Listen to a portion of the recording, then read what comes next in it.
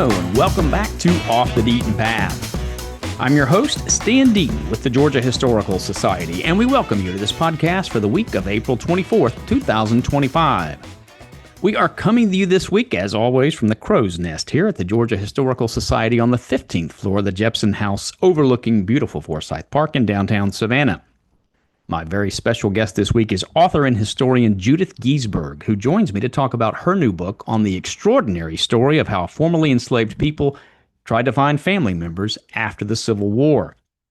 Judith Giesberg holds the Robert M. Birmingham Chair in the Humanities in the College of Liberal Arts and Sciences at Villanova University. She earned a BA from Trinity University and an MA and PhD in history from Boston College. From 2010 to 2015, she served as associate editor of the Journal of the Civil War Era, and from 2015 to 19, she was editor-in-chief. She lectures widely to Civil War roundtables and at historical societies, regularly addresses audiences of genealogists, teachers, and museum attendees, and consults and collaborates with public history professionals. Judith Giesberg is the author of 6 books on the period of the Civil War, beginning with a book entitled Civil War Sisterhood, the United States Sanitary Commission and Women's Politics in Transition, published by Northeastern University Press in 2000. Army at Home, Women and the Civil War on the Northern Home Front, published by the University of North Carolina Press in 2009. Keystone State in Crisis, Pennsylvania in the Civil War, published in 2013. Emily Davis's Civil War, The Diaries of a Free Black Woman in Philadelphia, 1863 to 1865, published by Penn State University Press in 2014. Sex and the Civil War, Soldiers, Pornography, and the Making of Modern Morality, published by University of North Carolina Press in 2017. And the one she's here to talk about with me today, entitled Last Seen, The Enduring Search by Formerly Enslaved People to Find Their Lost Families, published on February 4th of this year by Simon and Schuster. It was reviewed on Fresh Air on National Public Radio on February 26th, by the Christian Science Monitor on March 12th, in the Wall Street Journal on April 10th, and in the Washington Post on April 16th. One reviewer called it, quote, a powerful way to understand the crime of slavery, unquote, and it is certainly that and so much more. My conversation with Judith Giesberg begins now. Judith Giesberg, welcome to our podcast. Thank you, Stan. It's good to be here. Your book is called Last Seen, and your subtitle sort of explains what that means. But for the benefit of our listeners who don't swim in the waters of slavery scholarship, tell us how you got interested in this topic and about the important project that you put together, I think in 2017. Yes, thank you. The title comes from the some of the terms that we find often in the main sources that I use to write the book. And those are information wanted and lost friend advertisements taken out by formerly enslaved people looking for their family members from whom they had been separated in the domestic slave trade. And these advertisements were placed in Black newspapers when enslaved people became free. And the advertisements list the names of family members that the advertisers hope to find. And they describe the circumstances in which they were separated, and they reference the last seen locations of their loved ones. And so the title derives from the terms that we find often in these advertisements, these very sort of vivid descriptions of places where people had last seen their loved ones. And the project that on which the book is based, or the archive on which the book is based, is a collection of more than 4,700 of these advertisements now. We're actually nearing 4,800 at the moment that we locate by reading microfilmed newspapers from the post-Civil War era throughout the South and really throughout the country, where we identify these advertisements. We then image them and we load them to a website that then become available for people to transcribe them. And then they're fully keyword searchable by anybody who would like to access them.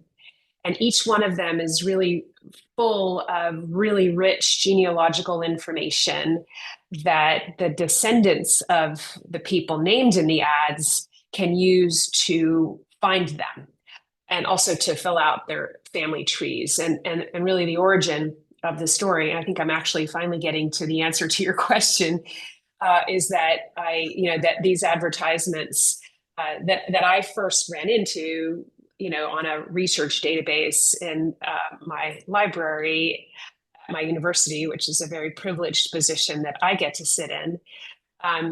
They struck me as something that was really, had great potential to help enslaved people, the descendants of enslaved people, do this genealogical work, find family members who don't show up in other sorts of records. And so that's when I started this project back in 2017, was with the idea that these sources really should be available to people who are, related to those who are named in the ads, and they should be able to find them, in this collection. And that's where the collection began. And you point out in your book at one point that these ads, scholars have sort of known about these in the same way that you kind of know about the freedom seeker ads, right? What we used to call runaway slave ads that appeared in newspapers that John Hope Franklin wrote a book about several years ago.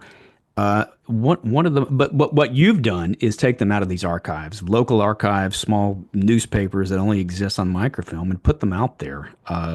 That's doing this great work for people to sort of trace their ancestors who might not be able to otherwise. One of the most poignant things about your book, people have this sense that slavery ended in 1865. People were no longer enslaved, and so everything was fine after that. People just sort of got on with their lives wherever they were. And the Washington Independent Review of Books said this about your book, and I just want to quote it. It's a powerful way to understand the crime of slavery. It didn't end in 1865. There were long repercussions and aftermath of people having to deal with the trauma. I want to start with a statistic. You say that 1/4 of those sold in the 4 decades before the Civil War, from the Upper South to the Deep South, were between the ages of 8 and 15. Many of them often sold alone.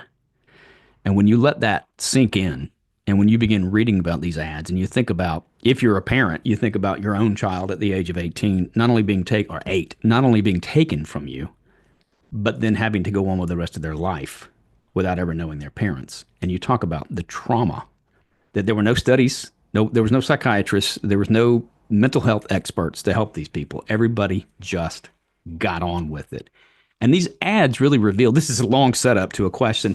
These ads really reveal in some way, especially when you read the deep reading that you do, the trauma of what happened. There are people in the 1890s, even as late as the 19 teens, looking for their mother or their father. Of course, siblings, but for their parents that they never knew. It's heartbreaking. It really is. And that's really when people ask me what was what parts of this project were hard, well, really all of it was hard. The advertisements for, written by people who were children when they were separated from their parents are just excruciating. It is unthinkable as a parent to think about losing a child.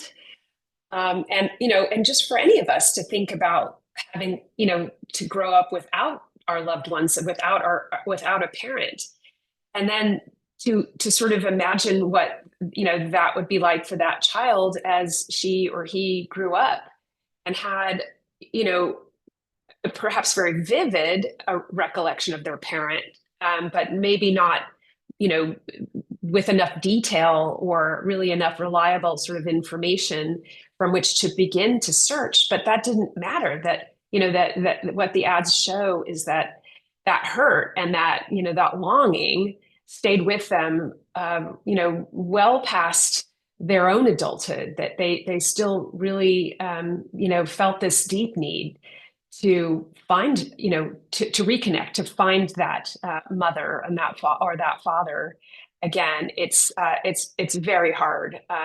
Those advertisements are very hard to sort of think about, and the stories are hard to think about. Yeah, and they do, as you said, I think they do tell us that though slavery does sort of legally end in 1865, the experiences of the survivors, that the survivors, they take the sort of loss and longing well into the 19th century and even into the 20th century. They're still, living with that uncertainty. And without sort of an end to the story that one would hope that at some point in time in your life you would find, and then be able to sort of close the chapter, or close the book on that chapter of your life.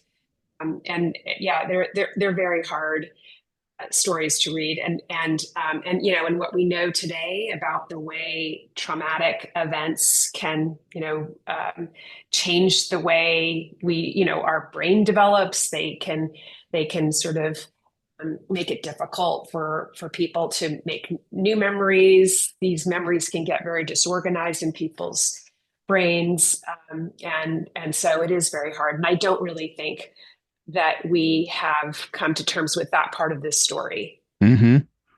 And to be clear, so many apologists of slavery then all the way to the present act like this was something that very rarely happened, right? That families were very rarely broken up. To this day, of course, you can tour southern plantations, and you will hear the narrative, right? That it just didn't happen very much, and you sort of expose all of that. I mean, this is at one point, and I'm quoting, America's traffic in children. I mean, in human beings, yes, but especially in children. What we've been talking about here, that must have psychologically damaged everybody who had to deal in this. Yeah, I think so. Yeah. And to be clear, there was no federal agency to help people to situate this in time. Of course, people think now, well, you just get on the internet, you do a Google search, and you find people. It's really hard to put ourselves back in 1866 or even 1890 to what they were up against. First of all, talk a little bit about the newspaper organs that these people went to. You didn't just go to the local white paper and plunk down your $5 or whatever it was. This was an expensive proposition. And then the word had to get out. These are not national newspapers. So take us through how this happened. How does someone in 1892 who wants to find a sibling or a parent, how do they usually go about finding them or trying to? Yeah. Yeah. I mean, I do think it's important to begin to think about that by, what you just said, which is to say there wasn't a federal agency that was committed to doing this work. There were certainly federal agents all over the post-war South that freed people recruited in their own searches for family members. So Freedmen's Bureau agents, teachers, occupying federal troops, or just sort of local officials that could be pressed into this work when freed people arrived and asked for help. And we do have evidence that all of those people, to one extent or another, might be pressed into this work and might be allies, whether willing or reluctant to do this kind of work. On the other hand, there were Black institutions that really formed the foundation for people's search for their families, and those institutions, some had pre-existed the end of the war, like Black churches. In many places in the South, there were Black churches that existed, before the end of slavery, and certainly after the end of slavery, there was an explosion of Black institution building that came with churches and schools, and then the newspapers that whenever there was a community, a large enough Black community to sustain a newspaper, newspapers appeared. And we know there were quite a lot of them, hundreds of them really, that appeared in the first couple of decades after the Civil War. And those newspapers were really crucial tools in freed people's search for their families. Many of them were associated with churches, and then some of them were not. So a free person who was looking for her family member, might use any of these tools at their disposal, but the newspapers are sort of the key to the story that I tell, because it just, we know searching is going on all over the place. We have record of it when it appears in a newspaper. So a free person, the different newspapers had different sorts of approaches to this. Some newspapers actively announced in their newspaper that they were interested in doing this work and helping freed people to find their family members, and solicited advertisements like the ones that are in the collection.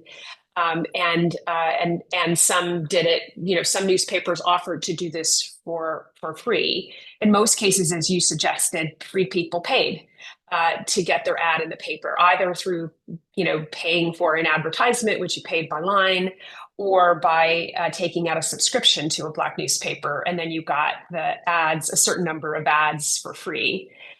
But this was an investment that was not inconsiderable. And so if you didn't have a Black newspaper in your town, you might write into one of the major Black newspapers. There were two in particular in our collection that we have found to have a large number of advertisements. So a newspaper published at the AME Church here in Philadelphia called the Christian Recorder was a newspaper that was widely circulated throughout the country. It was circulated by occupying federal troops who came through Philadelphia, seemed to have taken the newspaper with them and circulated it. So free people, were exposed to it there. And it also circulated through AME churches throughout the country. That's one of them. And then there's another one that was pretty significant, and I would describe it as national in scope, and that's the Southwest Christian Advocate, which was published in New Orleans.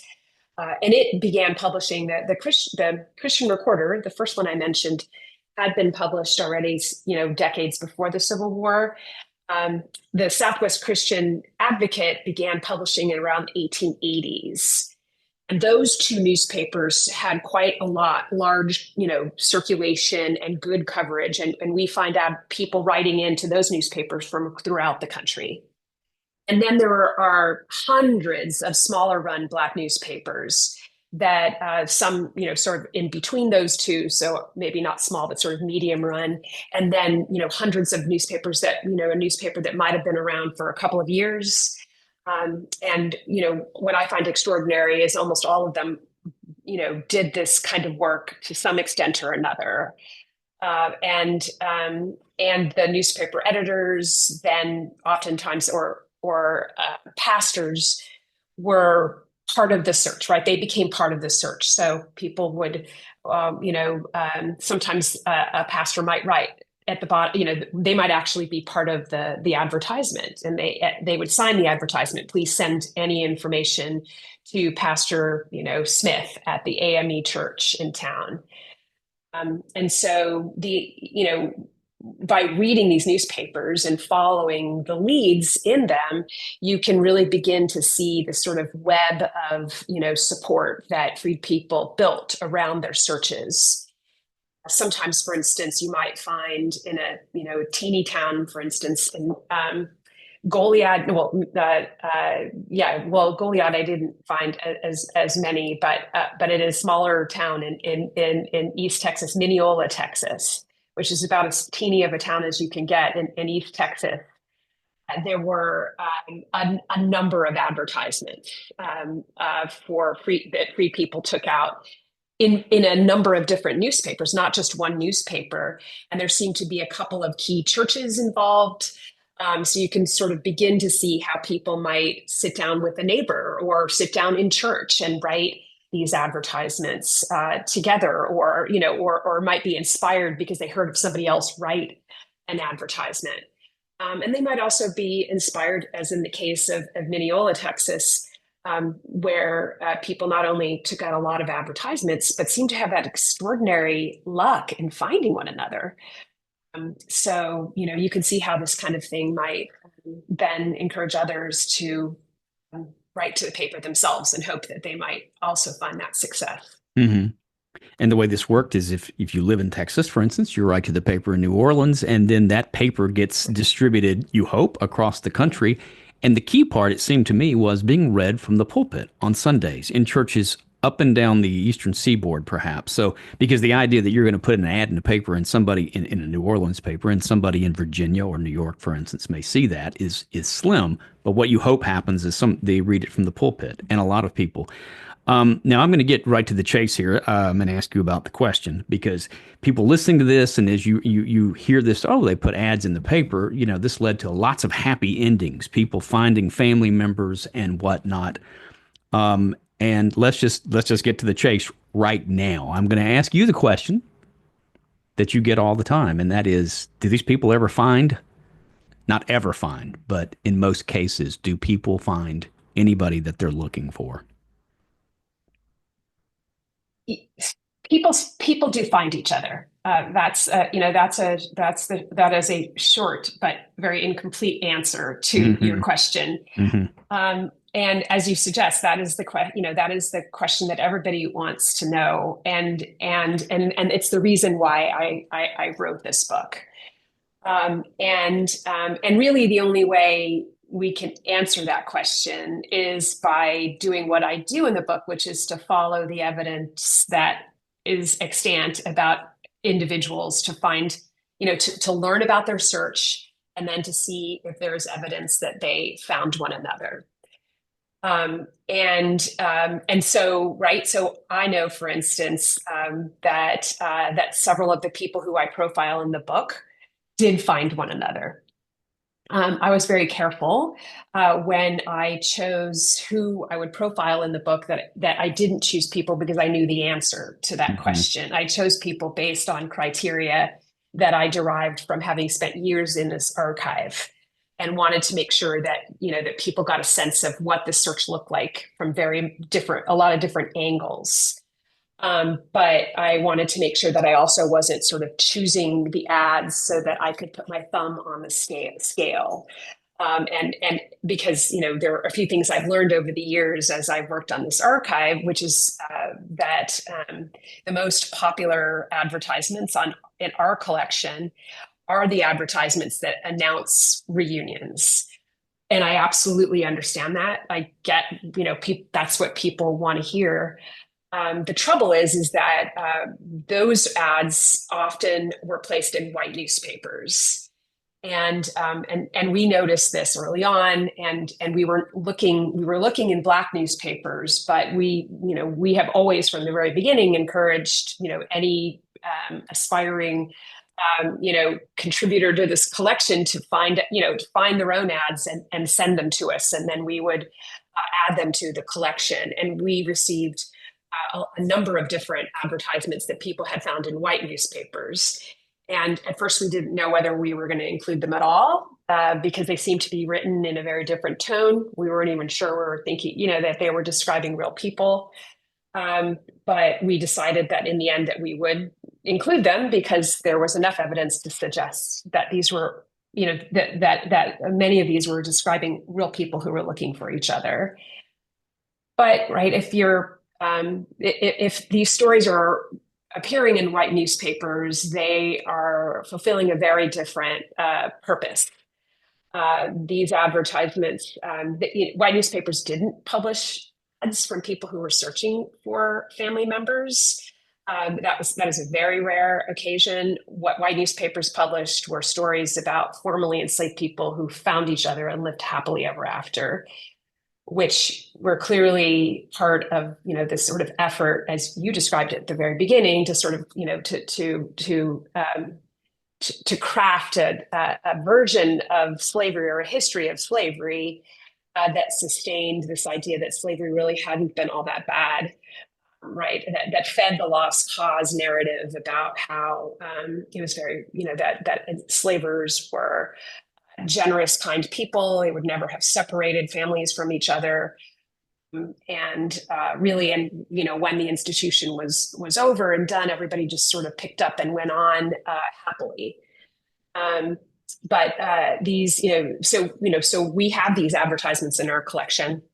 We know people, we know people read them. We know people that they speak to people, but we also don't, but we very much realize that those are sort of separate, separate animals, really.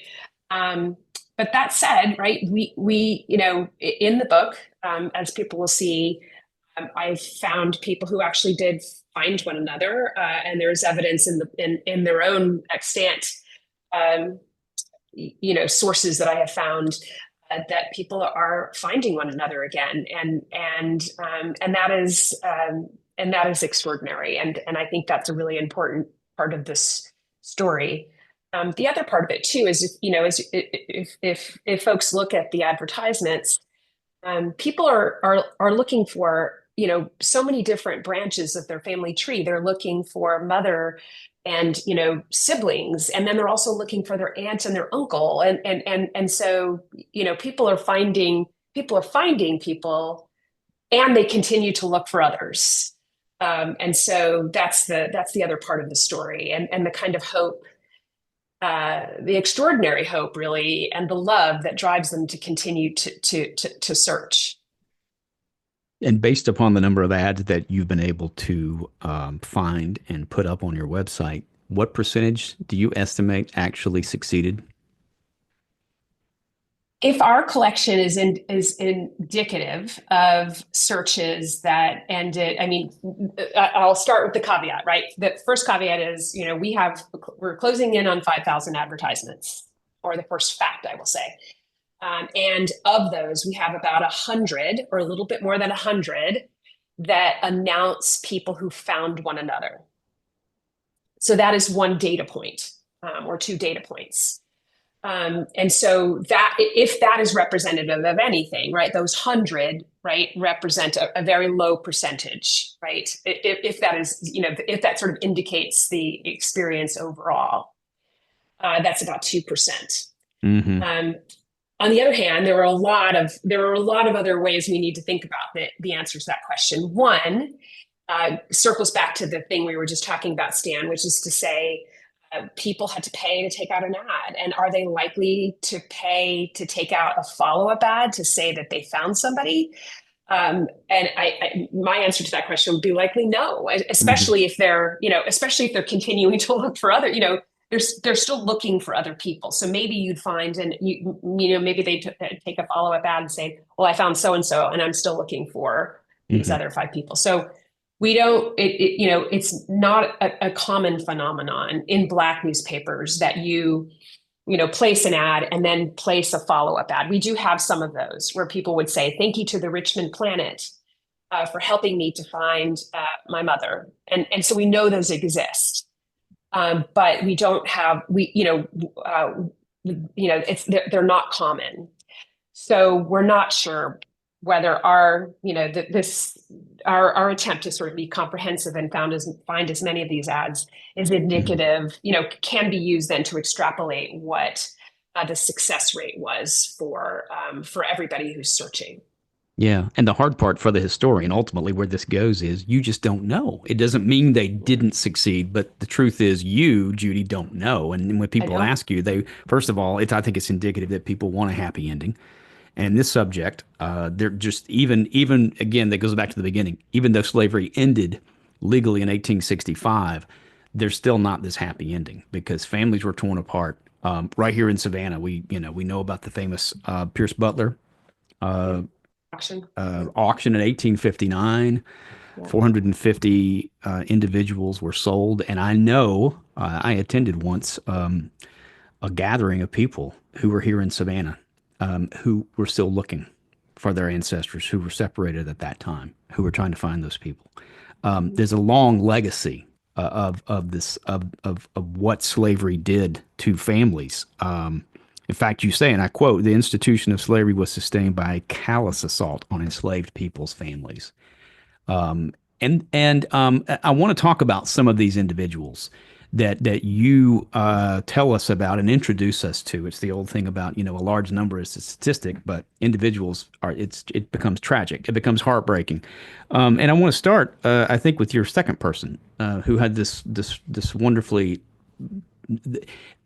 name. And I was going to say the other thing I meant to ask you about earlier was so much of this is also about all the changing names and why and how names change of those enslaved. Hagar Outlaw, who I think Hmm. put out an ad trying to find any of her 8 children who were sold away from her. Hmm. Tell us about Right. Hagar Outlaw. Sure. North Carolina, and she, uh, placed an ad naming all of her children who had been sold away from her, and she, with extraordinary attention to detail, remembered the people who had sold. So her family seemed to have been owned. Well, she was owned by David Outlaw, who was a prominent politician in North Carolina, and then her various children had been sort of, belonged to sort of close family members of the outlaws, and then were sold from that, outward from the outlaw family. And she was able to name in her advertisement, named the people who sold and then bought her children in many cases, and with incredible detail, and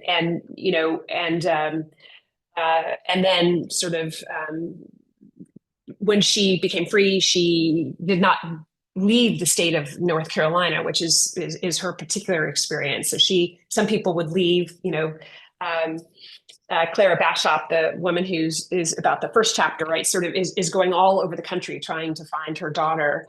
Hagar Outlaw, on the other hand, stays in North Carolina, doesn't ever change her name, keeps the name of the man who enslaved her and the last name that she shared with all of the children that he had sold away from her, and is in Raleigh, and she, is able to sort of, count on that kind of name recognition to people. People knew who David Outlaw was, and so when she named him in her advertisement and named all of her children, we can imagine that this was sort of advantageous position to be in, because people, right, would know David Outlaw. They might not know Hagar, but they'd know him, one of the people to whom he had sold one of her children.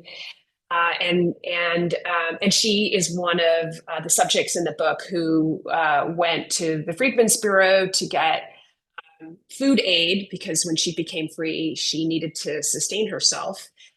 And then, also one of the reasons why she's looking for her children, she says, is because I'm old and I'm going to need, I would like to have my children around me. And she clearly she also needed them for support.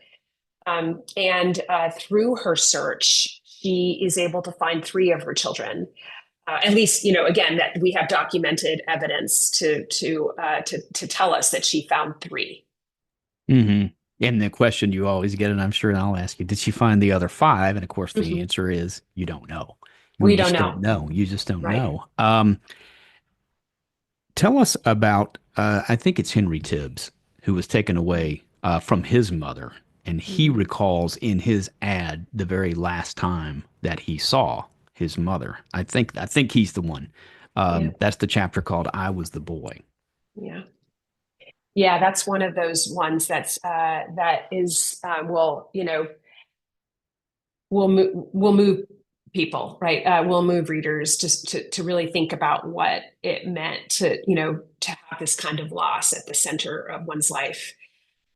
Tibbs was quite young when he was separated from his mother. He was so young, in fact, that much of the information that he places in his long advertisement, um, is not borne out by the other evidence that I then put together to tell his story. So, starting with his birth date, which a lot of enslaved people, of course, didn't know. Most enslaved people didn't know. Didn't have a lot of information about their birth date. They might know, if an enslaver shared this news with, information with them, or a parent did, but they don't have written evidence of their birth date. And if you're separated from your parent at a young age, it's even harder to have this information available. So he doesn't know. He's not sure about his birth date. He is quite young when he is separated from his mother. He is taken to a slave jail, in Alexandria, Virginia. And when he is being held in this jail as a small child, the jailer, who is a slave trader, he names him in the advertisement.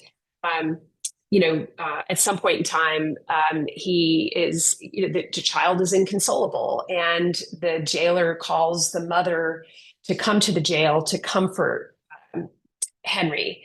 And she comes to the jail, and he remembers this and tells the story vividly.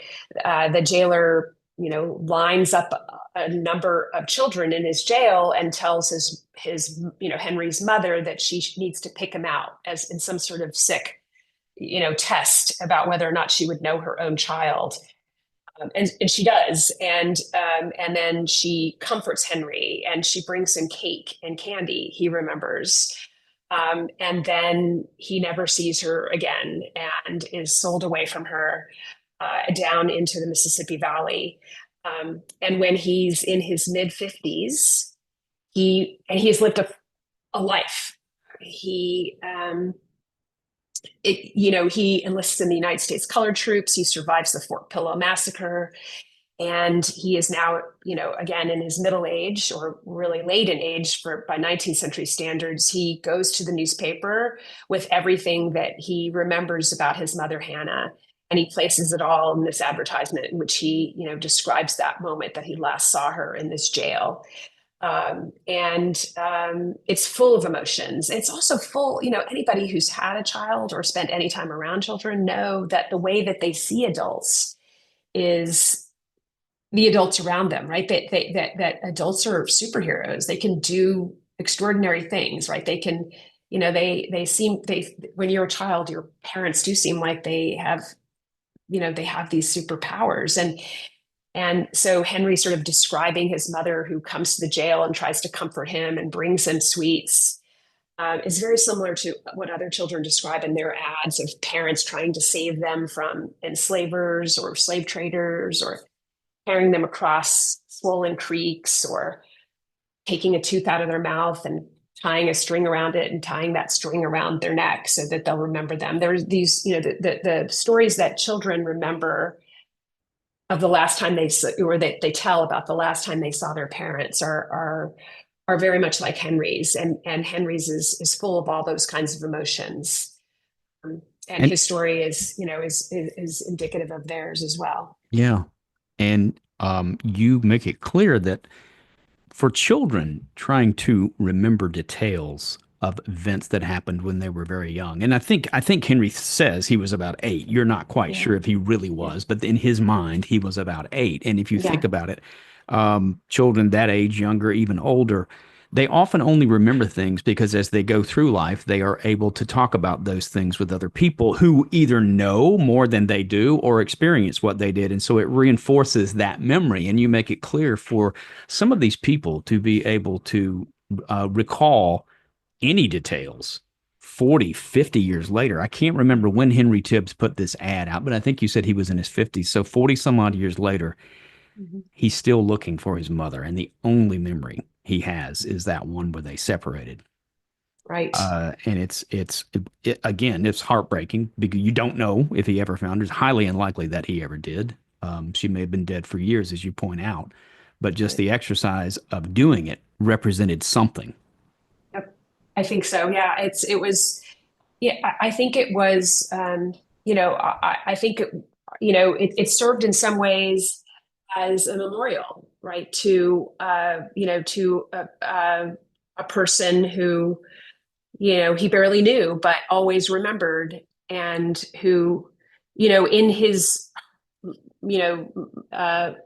heart's mind, he remembered the love that she had for him, and the way that she tried to make this awful situation, tried to somehow make it tried to somehow make him feel safe at a moment of incredible, pain and trauma.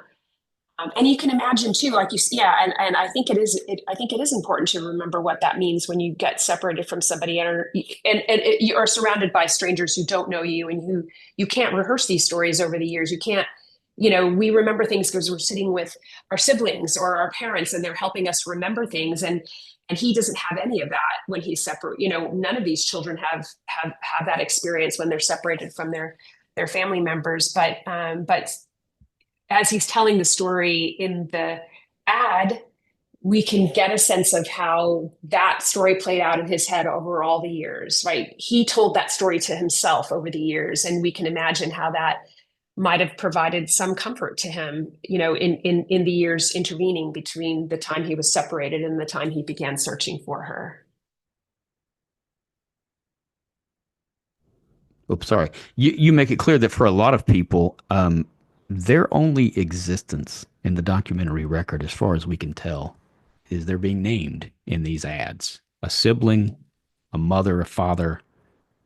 There are ads of you have one fellow, and I don't know if it was Tally Miller, but there was one father looking for his children, Yeah. which I think was rare. I think you said in terms of these advertisements, it's often mothers or parent or children looking for parents, Yeah. usually from mothers. But some of these people you only know about because their name appeared briefly in a newspaper 150 years ago in some cases, and there is simply no other evidence they ever existed. Yeah. Yeah, it's that's the hard part of of trying to tell this story, but also for people who are trying to find their loved ones. And it underscores that point that we talked about earlier, is that people are changing their names, right? And in Tally Miller's case, he's looking for two of his daughters. So finding women can be, men change their names too when they become free. People change their names when they became free and they wanted to sever the ties with their former enslavers. Women change their names when they got married. And you'll see that in the ads. Sometimes people will name three different surnames for themselves in their lifetime. So it underscores the difficulty of our knowing whether, finding them in the evidentiary record, what under what name, or even where to search. One of the other things too that we haven't talked about yet is how much the ads also indicate the informal networks of information that had always sustained enslaved people, but continued to work in the post-war era to circulate information. So the Mhm. Grapevine Telegraph is a very powerful, secretive kind of network of surveillance that enslaved people used to keep track of one another, to keep track of the when a slave trader was coming into town, or when a slave might a sale might be occurring, or any kind of information intelligence that needed to be circulated among enslaved people. And we can see that operating in these advertisements too. So people are picking up information Mhm. and they're passing it along in written form in these advertisements. And so there's that whole other layer of information that has gone that otherwise is unrecorded, the Grapevine Telegraph, but you can see it appearing, or pieces of it appearing in these advertisements where people are saying, I heard that so and so wound up, in Texas, or Mhm. last I heard, my daughter was married, and so we can see that underground network of information operating. And you point out that sometimes you're fortunate enough to have two ads by the same person, separated by months, maybe, or even years, and there's more information in the second advertisement. To your Yeah, point, that they have gleaned information they didn't have, or somebody responded in some way, it suggests, and told them, well, I knew somebody that sounded like your sister, for instance, in Kentucky or something like that, and so that information is included in the second advertisement. yeah, Again, which speaks to the extraordinary links that these folks were trying to go to reconnect with something that they had been severed from, which leads us to the language. You are very particular and careful as you go through here. And I meant from the very beginning to ask you, could you talk about freedom generation? oh, sure. Again, for those listeners who don't know what that is, describe what freedom generation is. Sure. Ira Berlin, in his great works on generations of African Americans, uses freedom generations in the plural to describe all, African Americans who were born in the aftermath of slavery. And so a broader swath of people when he uses it in the plural. And I use the term freedom generation to describe this group of people who were born, about whom the book is about, who were born in slavery and then became free and shared the experience of trying to find the family members who they had lost while they were enslaved. And it does seem, the more I got into telling the stories in the book, the more I was convinced that everybody who had been enslaved was searching for somebody. It seemed, everywhere you looked, and in the stories that I told, there wasn't just one person in town searching. People knew, everybody was helping, either part of a search or helping other people find a search. And that shared experience is one of the key characteristics of this freedom generation. Mm-hmm. We were talking about language, and one of the things that you as you weave these stories, you sort of break down the article, the advertisements themselves, and the language that it's often used, and particularly so much of these advertisements, particularly in any way that the white press covered these stories, always minimized in some way the violence of slavery. People disappeared, for instance, or they were, I forget some of the other verbs that are used, but they do not in any way describe really what has happened here. It's almost as if these people just lost each other. They got separated at the mall almost. And of course, that is not at all what happened. I want to talk a little bit now about, we always think about how the white Southerners created the lost cause, but you make it quite clear that white Northerners were implicit in that as well in a different way. But these advertisements make clear that they also were implicit in trying to minimize the horrors of slavery as a chapter that had closed. Nothing else to see here. Let's move on. Talk about that, if you will. Yeah, absolutely. Yeah, there's those euphemisms are really quite striking, and I try to be careful about pointing that out in the ads. I mean, and just to circle back to Henry Tibbs, for instance, he referred to, he used the term swap to describe the way he had been sold, and that was a term that, as I researched the book, I realized that was a term that was used, that children used a lot to describe their own sales. So it must have been a term that was, that they heard described, about the sort of selling of children. And it seemed to be particularly connected to children, a swap. And Henry Tibbs, adopts that in his own ad to describe his sale. But yeah, absolutely. The term, Clara Bashop's story is told in the New York World. So she becomes free in Mississippi, and she makes her way back through the second Middle Passage, the sort of domestic slave trade, and she winds up working in New Jersey, and then she goes into New York, and she talks to a reporter who writes a story about her that is just dripping with the euphemism of that we associate with the lost cause. She's looking for her daughter Patience, and she goes into this newspaper. She post advertisements in many Black newspapers as she's making her way back to the East Coast. She gets to New Jersey. She goes into New York City, and she walks into a newspaper office, and instead of placing an ad, somebody writes a story about her. And it really allows us to see the difference between the way Black newspapers are covering this phenomenon and white newspapers. The white newspaper is interested in the fact that she's light-skinned and she's crying, and and they tell the story about her enslaver who didn't sell her, but was instead sort of, found himself in debt, right? And he was a gentleman of the first order, and this was these unfortunate circumstances that then had an effect on Clara Bashop. Not saying what was very obvious to anybody who might have been thinking about it as they read it, which is to say Dick Christian sold her daughter from her.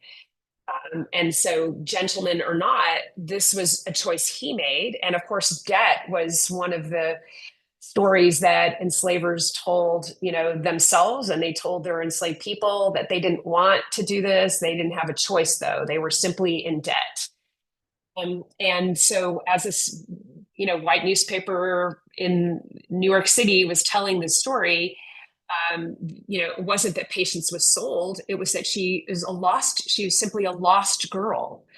And the world was keen to sort of, tell the story as a human interest story. And they also anticipated that with the great might of their newspaper, that they were going to be able to help help Clara Patience.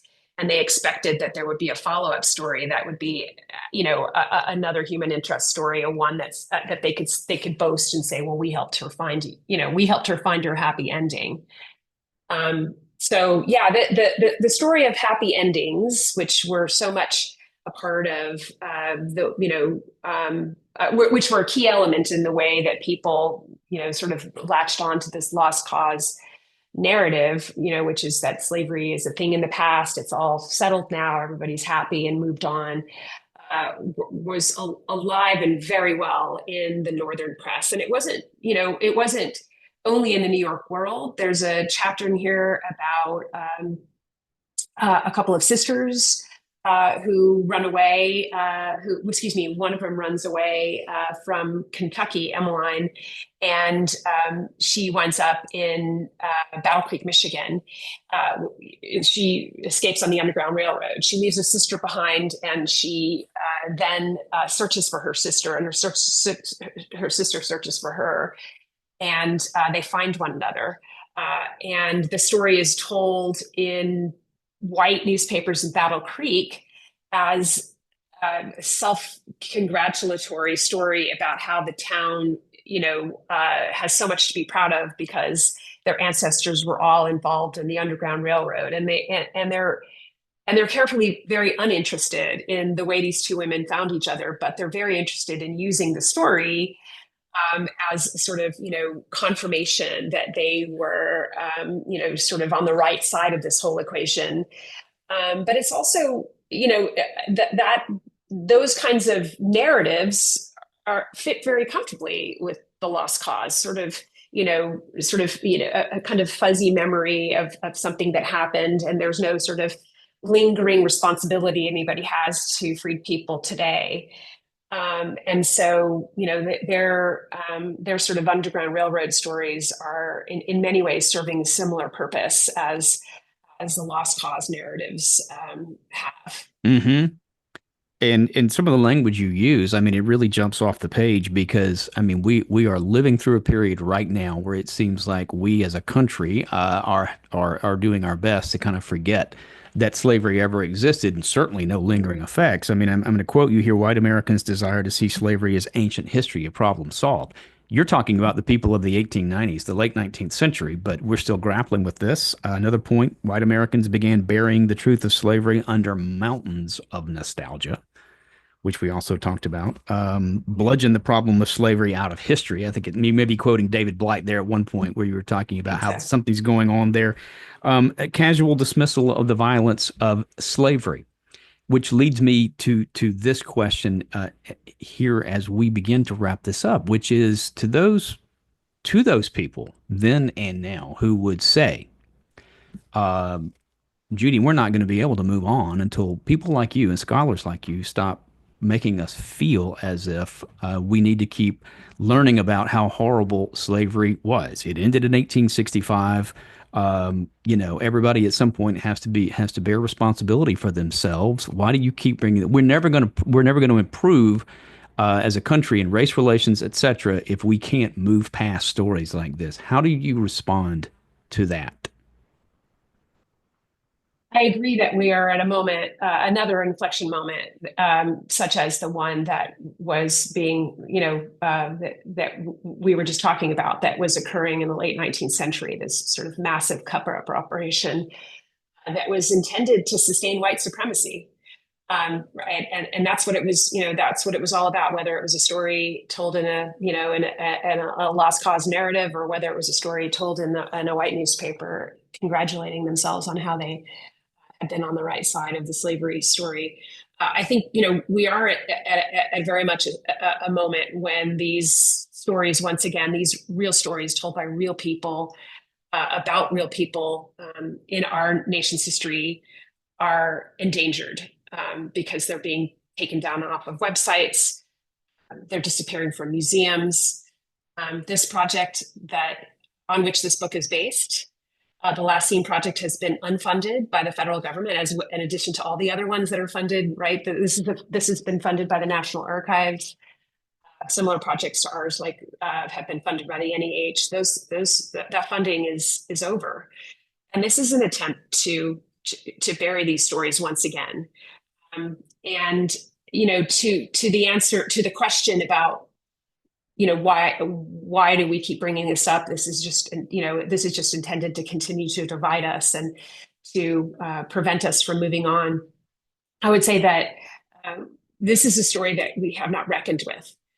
And as long as we continue to believe or want to believe that slavery ended at one moment in time, right?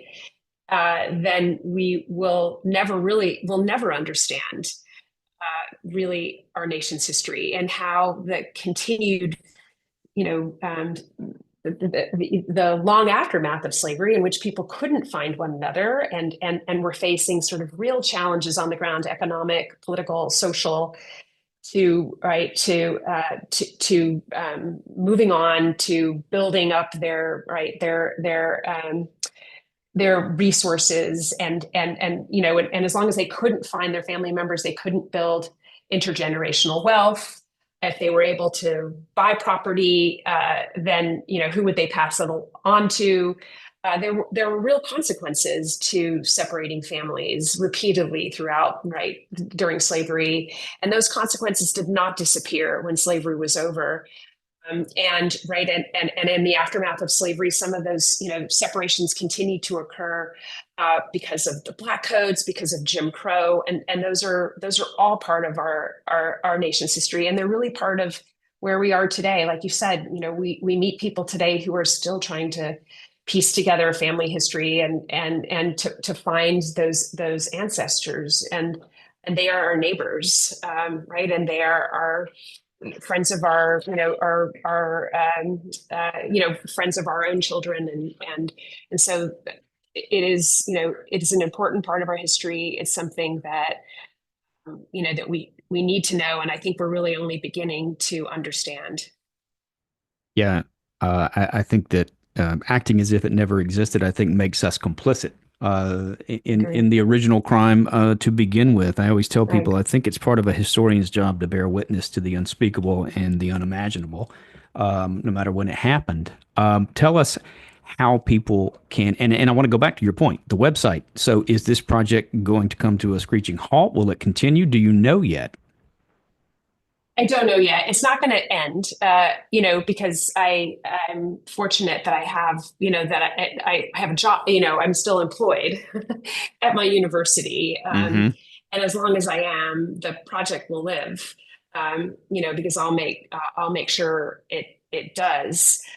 But those federal funds are crucial. They pay for students who work on the project with us, and who sit at microfilm readers for hours on end and read the newspapers. They pay for us to work collaboratively with teachers. We have collaborative projects in Texas and here in Pennsylvania, where we work with teachers who produce curriculum and then take the curriculum into their classrooms. We work with Black genealogy groups who have been central to the development of this project from the very beginning. And those are things we're not going to have the funds to do a lot of that outreach. We will, as long as I'm employed at a university and have access to microfilm readers and keep the website up and running. It will continue to function, but will it continue to grow, and will we be able to continue to get these sources into the hands of people who use them without not passively but actively? That is an open question. Mm-hmm. And tell our audience where they can go to find your website. go to informationwanted.org and explore the site and see how you can get involved. You can sign up to transcribe. You can, search in your own library and see if you can find advertisements. You can write to us when you find somebody. There are lots of different ways people can get involved with the project. And that's the most important thing about keeping it alive, right? Is getting this information into people's hands, making sure that they have these stories. We can all be part of the opposition to this cover up, I think, that we're in the middle of now. We always say here at the Georgia Historical Society that a self-governing republic that hopes to continue should be honest about its past. And this is an integral part of our history. And people like you I think you would agree with that, and are bringing stories like this that make us uncomfortable back into the mainstream of American history, because I agree with you. I don't think you can understand our past without understanding all of our past. And this is a story that, even though I've been reading about slavery for many, many, many years, this was something that I really was not aware of. So I commend you for what you're doing in your website. I wish you continued good luck, not only with that project, but as you promote this book and you reach your wide audience. I think I know that you've been doing a good bit of traveling and talking about this in front of audiences. Have you found people having the same sort of reaction? Gee, I thought I knew this topic, and boy, this is really something else. Disturbing, but revealing, enlightening, all at the same time. Yeah, all of those things, absolutely. And just a lot of gratitude. People have, traveling around. I work on the website. I do, I meet with genealogy groups all the time, but really, going into communities and talking to people who haven't heard this story and who just want to talk about how grateful they are that that the book is out there and that the website is there. And it's free. The website does not exist behind a paywall, right? People can use this. We were very committed to creating a resource for people that they did not have to pay for, and so speaking with people over the last few weeks since the book has come out has allowed me to talk about it and to get this information into more people's hands. And people are very grateful that there are resources like this available and that there's work like this being done. And that's really, it's lovely. So thank you. And thank you for, thank you for giving me the opportunity to talk about the project and talk about the book. Well, it's an important piece of scholarship that I can't recommend enough. The title of the book is Last Seen, The Enduring Search by Formerly Enslaved People to Find Their Lost Families. It was published on February 4th of this year by Simon and Schuster. Judith Giesberg, thank you so much for coming on here. Continued good luck with the website and the important work you're doing. Thank you, Stan. My thanks to Judith Giesberg for joining me on this podcast. You can find out more about her book at simonandschuster.com. The hardest working producer and engineer in show business, the producer of this podcast, as well as the czar of our Tallahassee office, is our very own and indispensable Brendan Cannonball Crellin. You can find our podcast anywhere you can find podcasts, including now on YouTube and YouTube Music. You can also find Off the Beaten Path on the podcast app on your phone, and I would ask you to please leave a review on the Apple Podcast app, which would be most appreciated. Be sure and like Off the Beaten Path on Facebook as well. Learn everything about the Georgia Historical Society at georgiahistory.com and the Georgia History Festival at georgiahistoryfestival.org. Please also visit the official Off the Beaten Path website at deatonpath.georgiahistory.com and check out my videos, my blog, and similar podcasts with great authors and historians like this one. Stay safe, stay strong. I'm Stan Deaton with the Georgia Historical Society. As always, thank you for listening.